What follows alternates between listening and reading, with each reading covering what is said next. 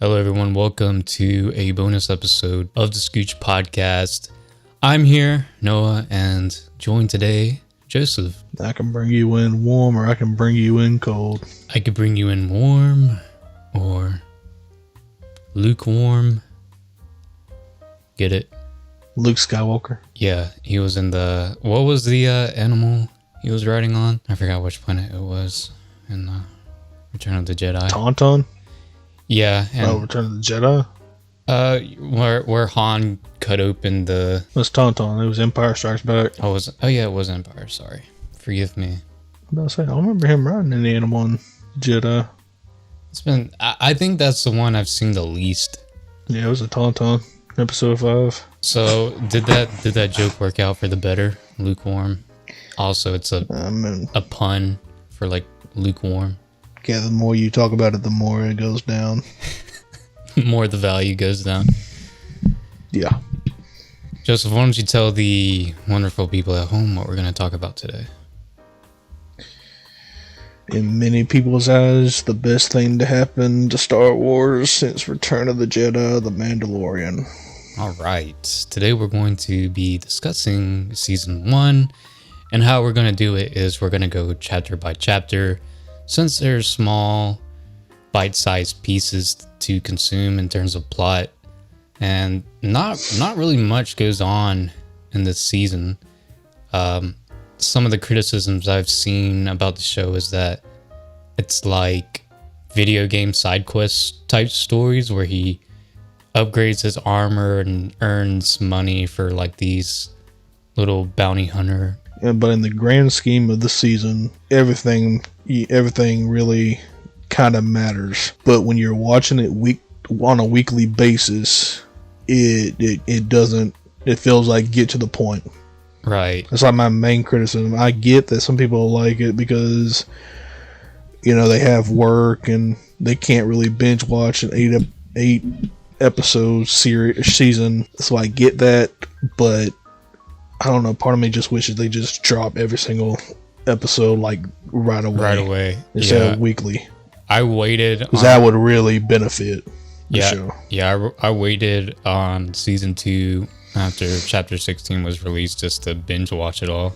I mean, I get the merit of like it being traditional television and waiting a week for a new episode, but that's kind of the beauty of having something on demand, is that you can watch it in one sitting and consume it all in one sitting, like Netflix usually does, or just any other movie or show on Disney Plus. But I think it's cool also to have that traditional TV format of releasing it weekly.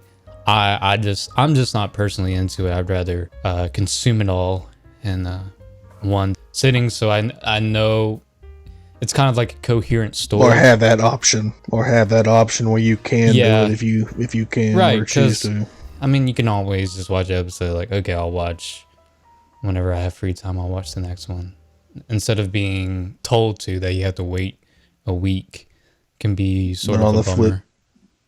But on the flip side, if you don't watch all 8 episodes, you run the risk of getting spoiled. So I mean, it's a double-edged sword, really. Yeah, you have to be, if you want to avoid spoilers, which I did not for season 2 anyways. Speaking of which, this little video will go into spoilers. Of course. Get that out of the way. You know how we do on here. We like to spoil everything. Maybe we could do like a spoiler-free review at the very beginning and then get into spoilers and like timestamp it. I mean, I don't know what you really say about this show without getting into really spoilers. Okay, fair enough. I mean, if you can think of a way to talk about it, then I'll follow your lead. But I was just gonna say that it sucks if you want to avoid spoilers, because in this day and age, it's pretty much impossible. Kind of impossible. Yeah. So you have to be very fresh with this show. You have to watch right when it comes out. Which, I mean, this show ended like, not really ended, but the season ended. Yeah. Season 1 ended in like last year. Yeah. I think it was like around this time last year when the chapter 8 was released. It is pretty impressive that I don't know how long this was in production, but I assume they filmed the first season like in 2018, usually a year apart for releases, or sometimes even more so, depending on the movie. But I think it's impressive. Even less so. I think it's impressive with how high budget the show can be, and producing 2 seasons with like pretty much in a year span. We have 6. That's because after the first season, they really pushed to get that second season done and over with. Yeah. But I mean, just call me impressed. The budget on this show seems immense. I don't know the exact number, but the production is really high for a television show. Probably the highest I've seen. I guarantee you, it increased the budget with the second season. Oh yeah, for sure. I'm actually curious. While you keep talking, I'm gonna look at the budget up if I can find it. But yeah, like I said, we're gonna go into each chapter, talk about what we like, what we dislike, anything that is essential to the plot, sort of thing. And we're just gonna have a jolly good time, review it, and then have our concluding thoughts, arguments at the end of the show. Oh, and also it's just like old times. It's just Joseph and I. How the show started out.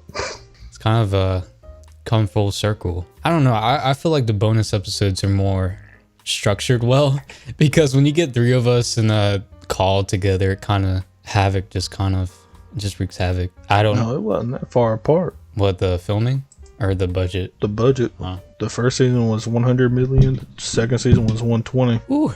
15 million per episode. That's a lot of big ones. Which a season's like, each episode's about 40 minutes on average. So that's like 3 movies in a season, give or take. Which Star Wars movies usually run over 2 hours in terms of runtime. Oh yeah, and I got a bone to pick with you.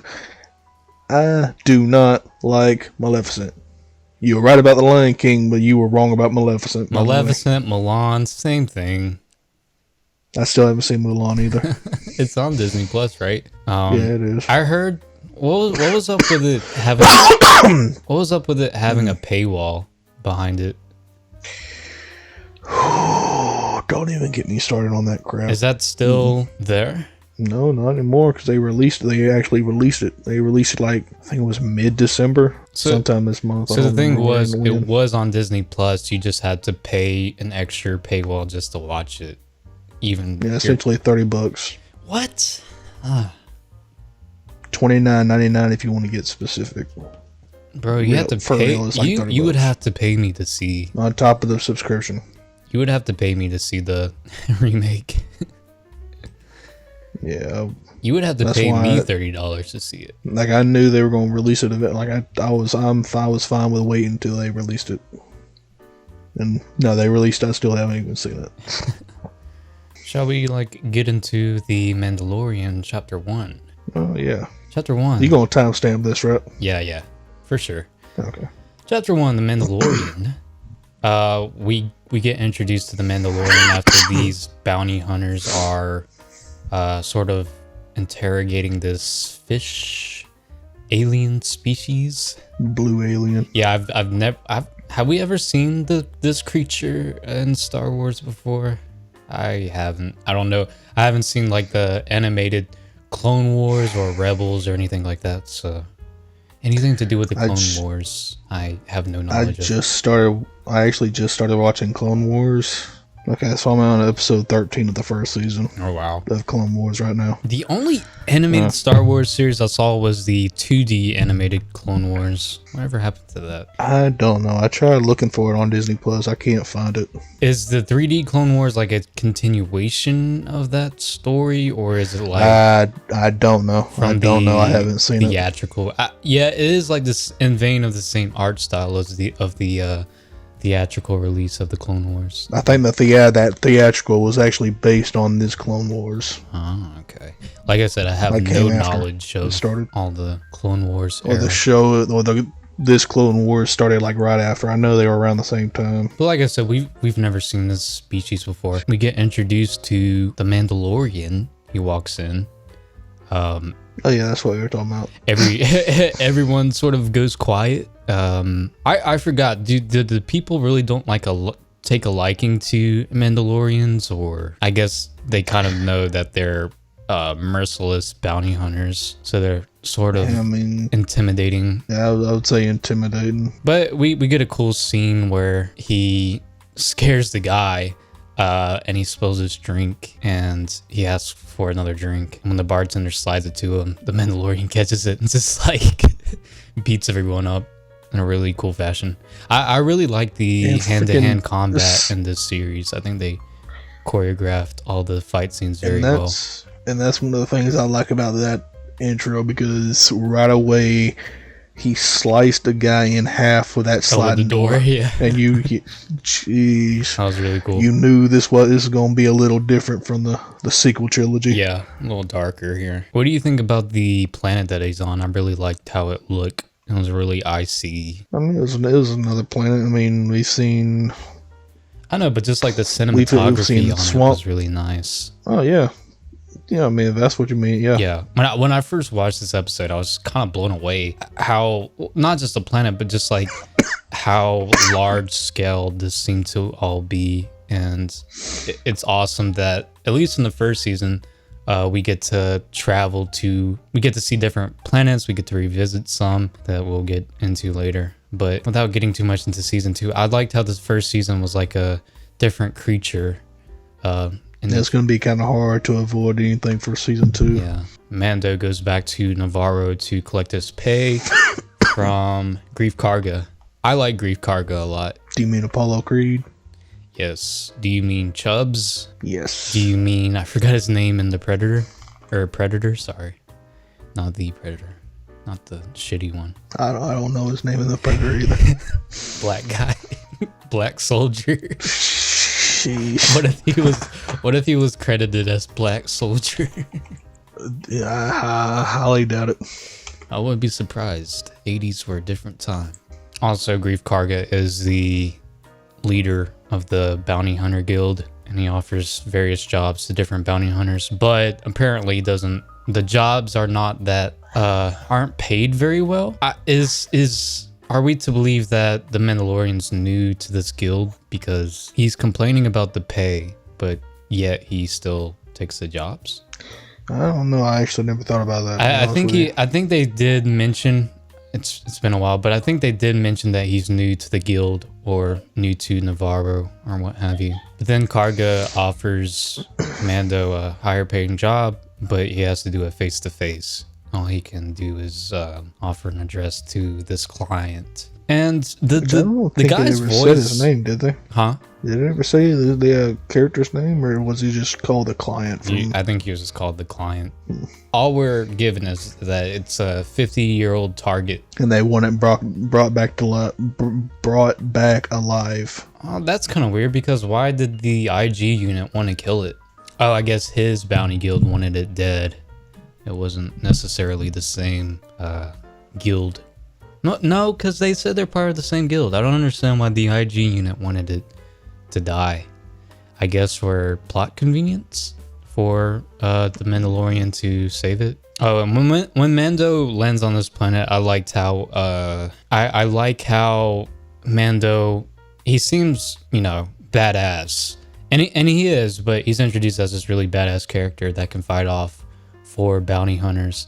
And I just liked how they didn't make him into a Gary Stu that can just fight his way out of any situation, which he kind of does throughout the series. But I liked how whatever they're called, the Grugs, they get an upper hand on him, and he gets caught, his arm caught in one of their mouths, and Quill, the alien species I don't know, saves him. It's Ugnaughts. Ugnaught, yeah, that's what it was. Have you spoken? I have spoken. Well, anyway, I just thought it was weird that Mando and IG are apparently from the same guild. IG wanted to kill the infant when the client clearly wanted it alive for testing its blood. Anyway, the IG unit wanted to kill it, and then Mando saves it because it's a cute little baby Yoda.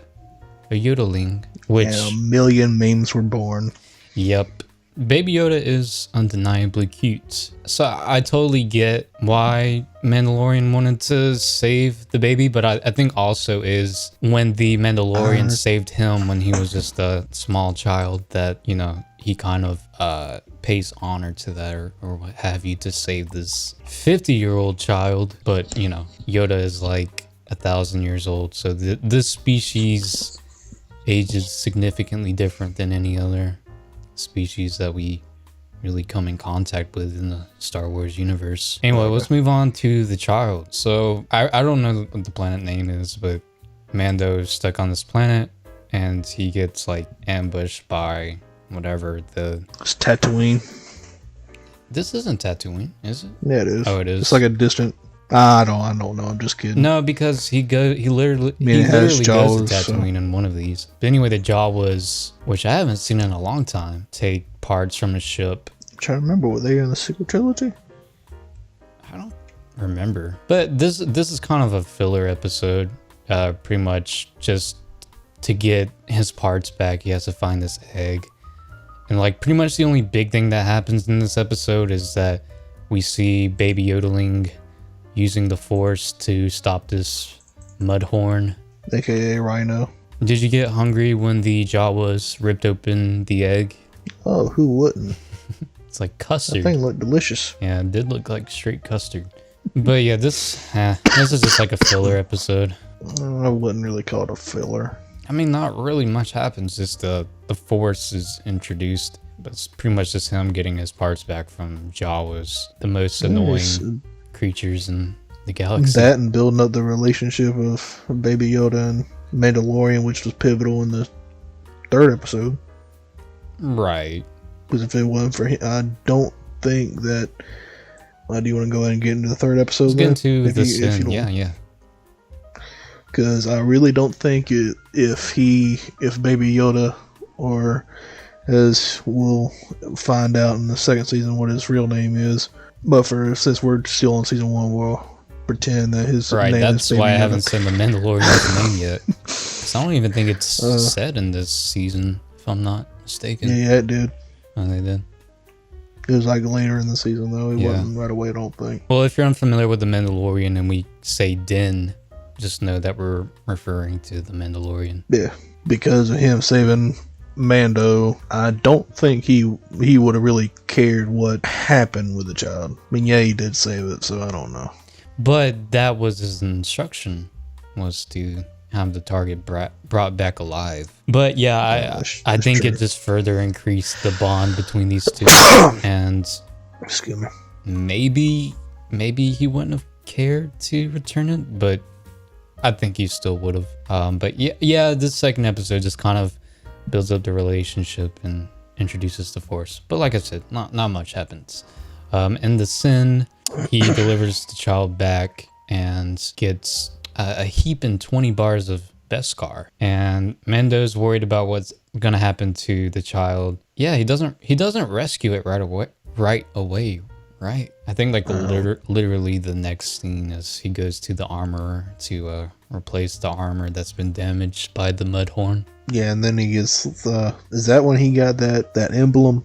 No, I think it was the finale. I think it was the finale because that's when the mission for season 2 came up. So what do you think? Do you like the?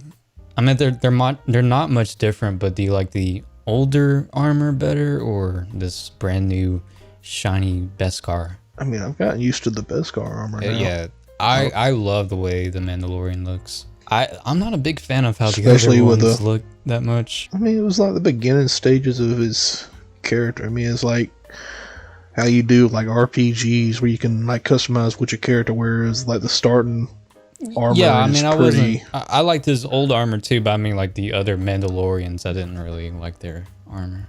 I thought you. Okay, yeah. I see what you're saying. Never mind. Thought you were talking about like his later outfit. Okay, never mind. The costume design in this show is awesome too. Yeah. Was it in this season or I think it was like near the end of this season. It just shows how bad of a shot these troopers are. Like they're really close to a target and they can't shoot it. No, it was like last episode. Yeah. Well, the 7th episode. But like always, the stormtroopers are very disposable. So it was. easy. Heck, I remember. Was it the last episode? I want to say it was the last episode. Yeah, if not, like second to last. No, it was the last episode. But yeah, when he gets little baby yodeling, he gets ambushed by all the other bounty hunters, because it seems like all these bounty hunters have tracking fobs on Manda, because they knew of, like, when he did the mission, how valuable that was in terms of the pay. Part of his cult, they save him. We never really talked about that. He never wants to remove his helmet because that is the way. But is that how all Mandalorians feel? Or I think it's just like a subsect of Mandalores that never show their face to another living being. I don't know, because there's another Mandalorian that we meet in season 2 that majority of the time she takes off her helmet. Right, and she criticizes him that he's not like a real Mandalore because that's not what they do. Actually, I don't know much about that character, so I can't really say if like she started out that way, because that's going into like season 2 conversation. I'll stop right there. Yeah, but yeah, Mando has a shootout with Karga, and he survives because he has the best scar in his vest. On the chapter 4 Sanctuary, we come into contact with the ex-Rebel Alliance, Cara Dune. How do you feel about her? I like her. Yeah, I like her too, overall. But I don't know, just some moments she does annoy me. Some moments her dialogue seems a tad bit off. I don't know if I should say this for the end, but sometimes in terms of the acting of the show overall, not just season 1. I think season 1 was the better part of it. But sometimes the acting is spectacular, and sometimes it feels a little wonky, if not a bit cringy at times. And I think sometimes she has cringy lines, not anything to do with the actress, just how her character was written, or like just the script or whatnot. But yeah, I mean, I do like this character overall, and I think she's a great... She got better in season 2. Yeah, I think it was a great addition to the crew, or what have you, whatever this tiny little crew is. I mean, this was kind of a cool episode. In exchange for like having a place to stay to protect the yodeling, he comes in contact with this village, and they're being attacked by these raiders, and they later find out that there's a old Imperial, I forget what the model is called, that it's not an AT-AT, it's a ATST? ATST. Yeah. It's a smaller walker. Yeah. It's a 2-legged. Sprigged. A what? It's a AT-AT light. Sheesh. Slim. It's a AT-AT Slim. Like the game consoles. Not quite. But I think this is cool that he saves a tiny village, because when he was a boy, his village or what have you was overtaken, and now he has the ability to save another helpless village from raiders. I don't know.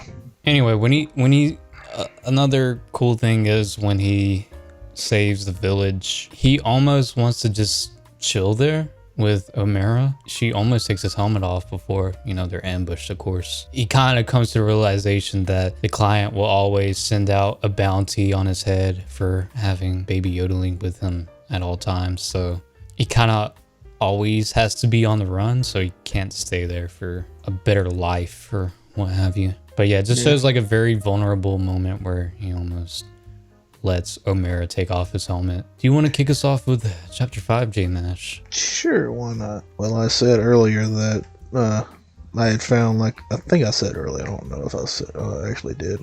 There's like a little graph of critical reception by episode, and episode 5 is the worst by far the lowest rated. I didn't mind this episode that much. The only thing I really remember is the introduction of Fennec Shand, that assassin. Chapter 5 Gunslinger.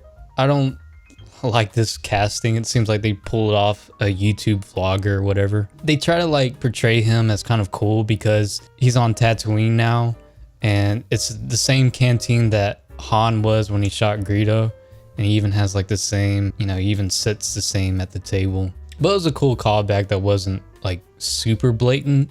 And keep in mind, the Mandalorian's only like 5 years after the Empire fell. 5 years after Return of the Jedi, basically. I know it was like said during the time jump from Jedi in Force Awakens. I know it's set during that time. Yeah, that it's 30 between year, 20, 30 year 7. gap. Yeah. Did you notice that nod to the old films?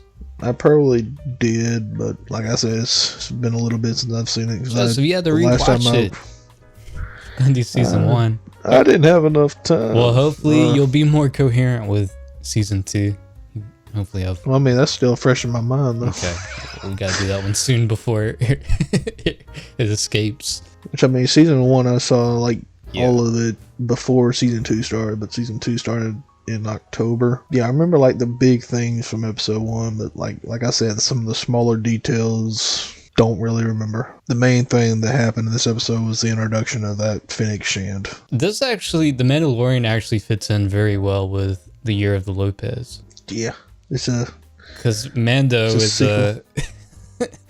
of Hispanic descent. So is Mando like, what's it, Max all grown up? Yeah. This this takes place 25 years after George Lopez. Anything else significant happened?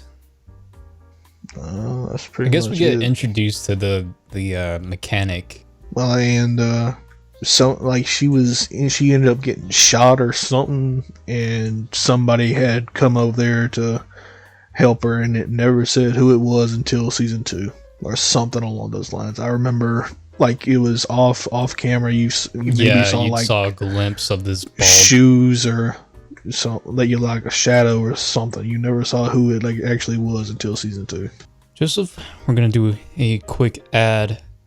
Guys, if you want to support the show, make sure to go to the link in the description down below. Anchor.fm/Scooch Podcast. You can pay us monthly, pay us a contribution.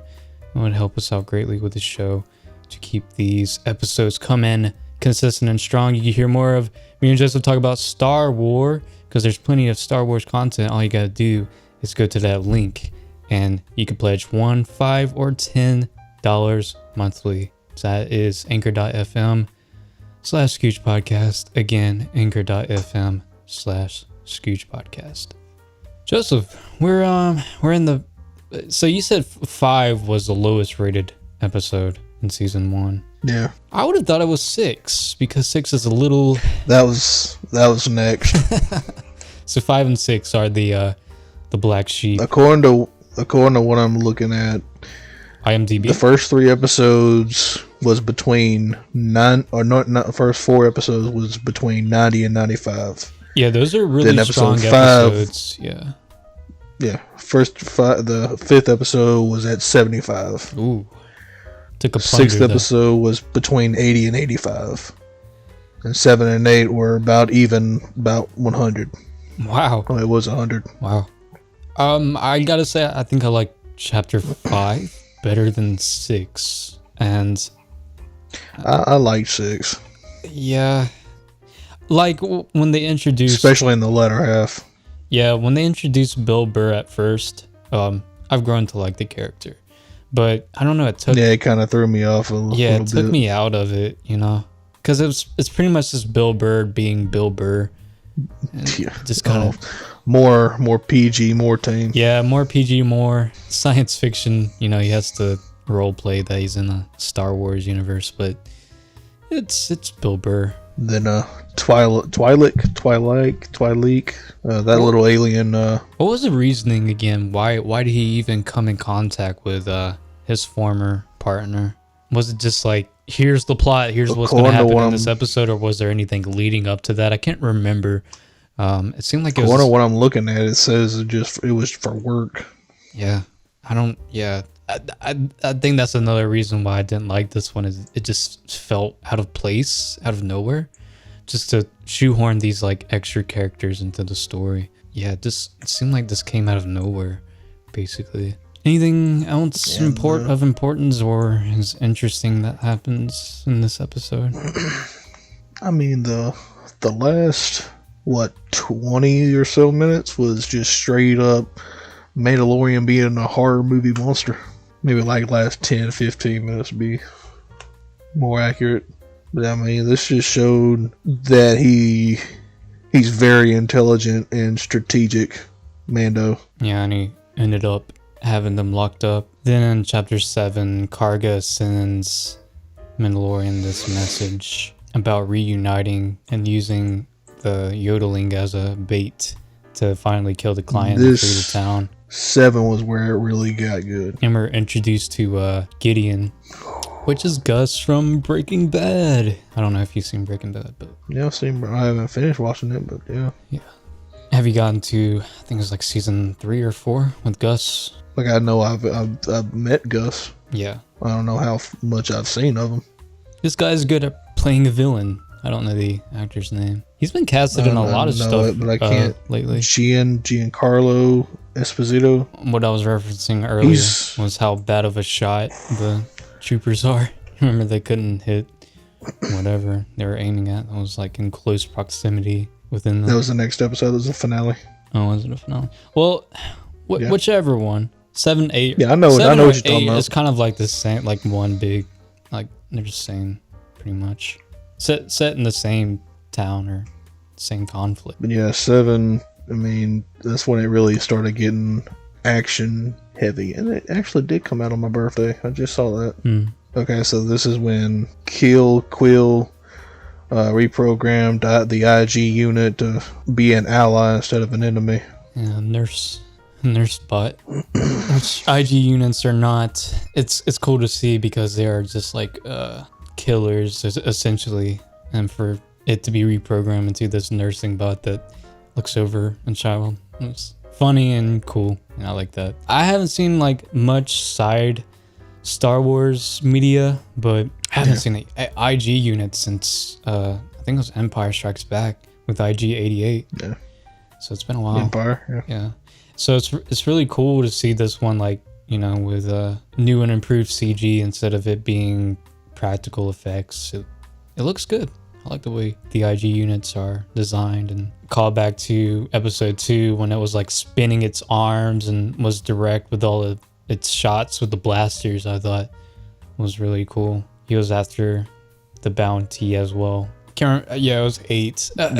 Really 7 was just building up to the finale. Yeah, and Karga was initially going to betray Mando and his crew and kill them and take the child, but after he got attacked by what appears to be like pterodactyls, like dinosaurs, essentially, Baby Yodeling goes over to Karga and heals his wound, which was probably going to be fatal. So he has a change of heart, basically, and he sees the potential in this child, and he ends up helping them out, being part of their crew, which I like, because I like Karga a lot, and I'm glad that you were made to sort of have a disdain for him, and you see why, because he's part of this guild and he doesn't want to go against code. But yeah, I'm just glad that he's like part of the good side or whatever. Chapter 7 was kind of just a build up to the chapter 8, because the ending cliffhanger of 7, oh man, I remember being so upset for like a week or two. Being killed by those scout troopers. In episode 8, you see Mando have a proper burial for him. Yeah, that sucked, because Quill was really cool. I liked him. And I wish he'd survived that. I know. Longer. Yeah. Lasted longer. I mean, if he hadn't have agreed to help Mando, he would have still be alive. But yeah, Quill dies. That sucks. Yeah. But and then episode 8 starts up with those 2 scout troopers on those speeder bikes. Because I remember after a while they actually hit the Baby Yoda, and that when he was in that little pouch. Yeah. Satchel, yeah. Then that's when IG showed up and tore everybody apart. I love IG. Like, IG was like the star of the finale. Yeah. The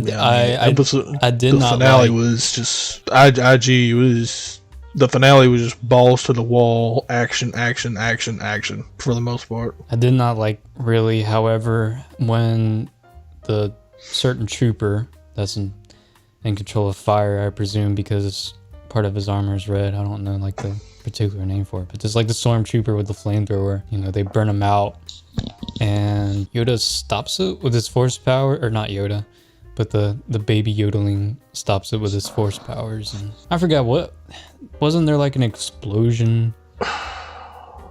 I want to say so because that caused like everybody. Like it nearly killed Mando. Like you wanted them to go without him, leave him for dead, to die a warrior's death. Like Baby Yoda got tired or something. Yeah, he did because he stopped them. the flames from reaching them. Oh no, I remember what happened. What happened was Baby Yoda had basically like pushed the fire back to the fire trooper, and it exploded him and caused an explosion. Yeah. Yeah, I remember that now. How do you feel about we get to see Mando's face for the first time? I figured it was going to happen. I did not like how... I mean, I'm fine with him taking off his helmet in front of the IG unit, but I don't like... you'll see what I mean when we discuss season 2. But I didn't like... Which I don't know. I don't think they knew exactly the... Now I kind of want to do season 2 right after this just to hear your thoughts about that. You'll hear it tomorrow. But I guess it was a cool thing to have initially, because it's a season finale. It's like, oh, we get to finally see his face. But this is the first season. Most of the time when you have a TV show that doesn't show a particular part of somebody or unmask somebody, it's usually not in the first season. So I didn't like how they showed his face. It wasn't that impactful. The stakes weren't really that high. He was damaged, but IG-11 nursed him back to health. He's just back with the crew. He was essentially dying. I mean, yeah, we know he's not going to die because of season 1. I know, but yeah, we know that he's not going to die. So I don't get why they did show his face. Because he had some kind of head injury or something, and that's where the IG unit, because the rule of Mandalorian, at least as far as what this show is presented, no human being can see your face. Right. IG, like you said, is not a human. But any living creature. But IG rebuttals that he's not a living being, so he can take off his helmet. I'm fine with that sentiment. Like, I'm fine if he took off his helmet, but I just don't like that they showed it to the audience this early on.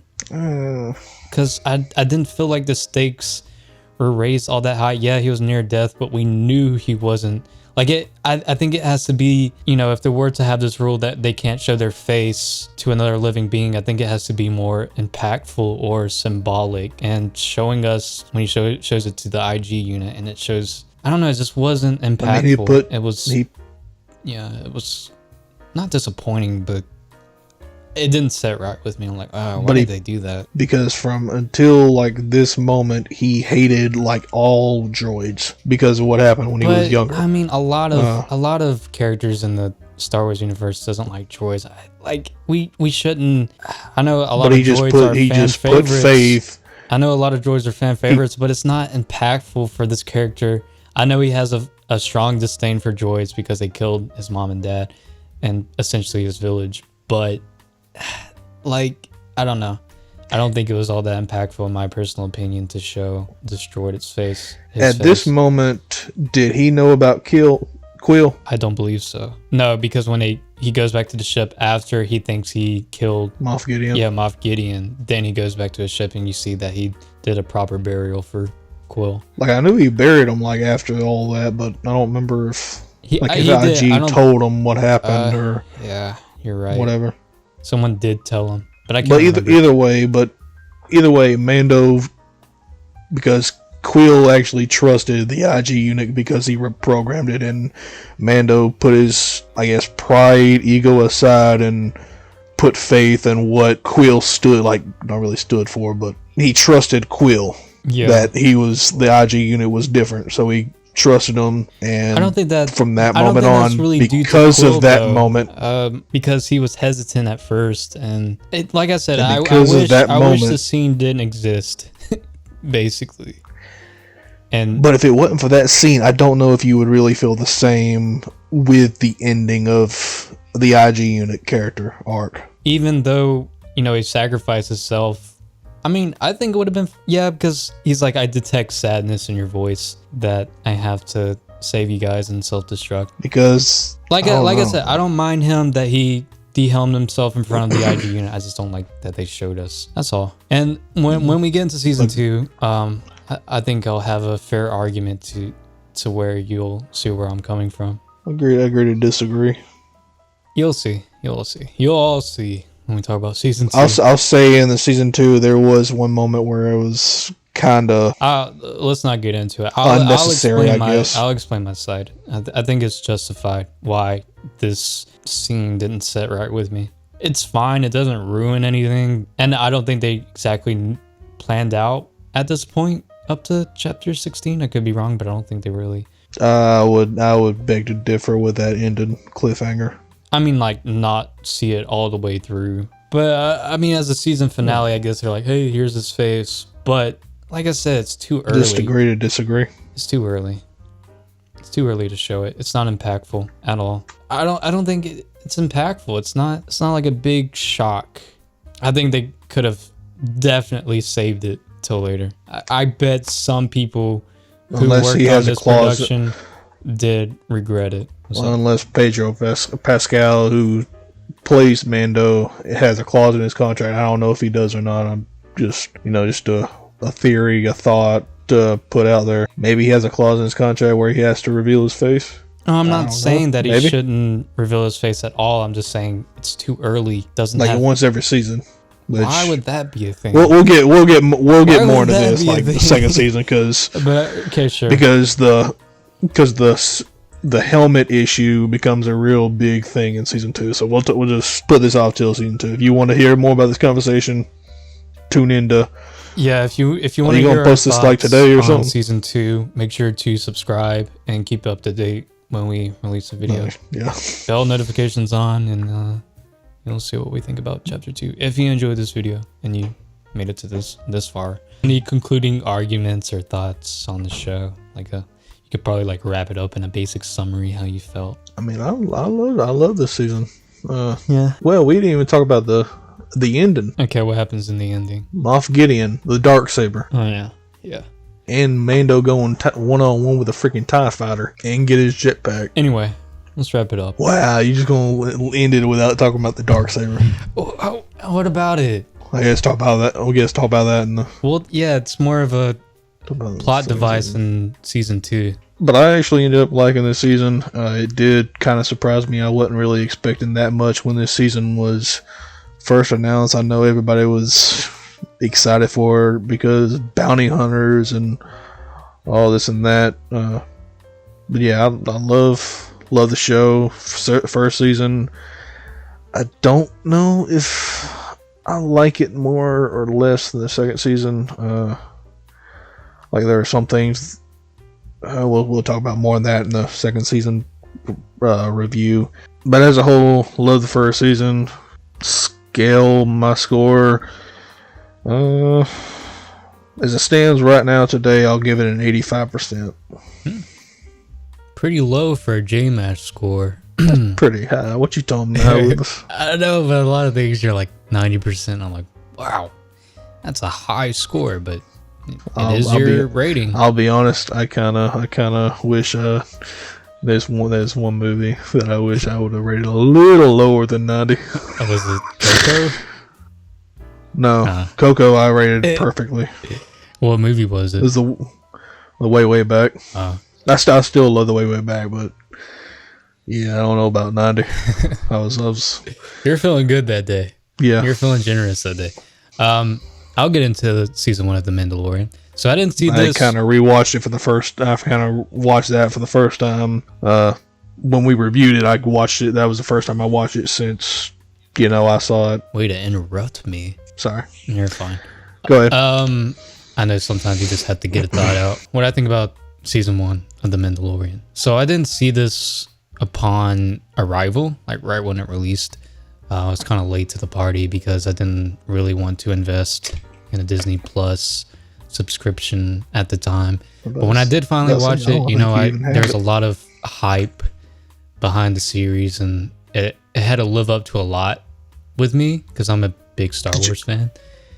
And did you watch it like after all this first season was I done, was very late to it because I did not want to subscribe to Disney Plus. But like, when did you start watching it? Like, was it after the first season ended, or was it when the second season? It was long after the first season ended. Okay, so it was about the time the second season started or ended. I saw it before the second season aired. I just don't remember which month. It was like. Okay, so it was during that time of. Okay, gotcha. But yeah, there's a lot of hype. Like Joseph said earlier in the podcast, the best thing to happen since the original trilogy. So there's a lot of hype surrounding this, and honestly, it didn't really live up to it, in my personal opinion. I did like how you can see there's more of the spaghetti western influence that George Lucas initially had with Star Wars. There's a lot more of that, sometimes even more blatant in season 2, and I really like that aspect of it. It's cool to finally follow a story of bounty hunters. I know they've been a fan favorites for a long time for many people, myself included.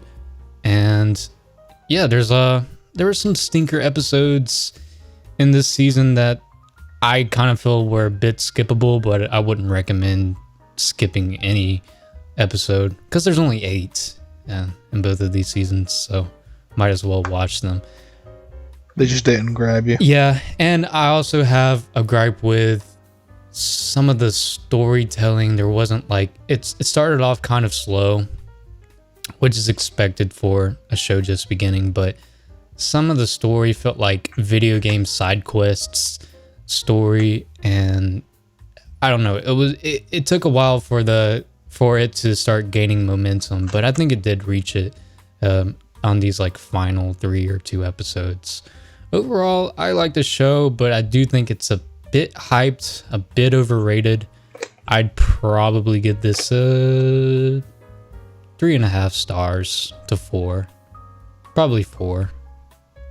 4 stars out of 5. So we're about right in the same ballpark. Yeah, but I don't know. I don't get the people who think this is like perfect Star Wars. I have a feeling we're probably going to be different on the second season. Media. Well, Joseph, this is a good talk. Can't wait to talk about season 2 with you.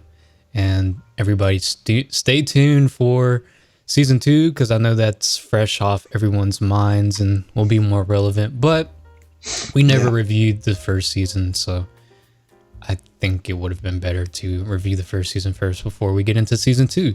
So hope we see you in the next video. Joseph? Mash out. Mash out. I have spoken.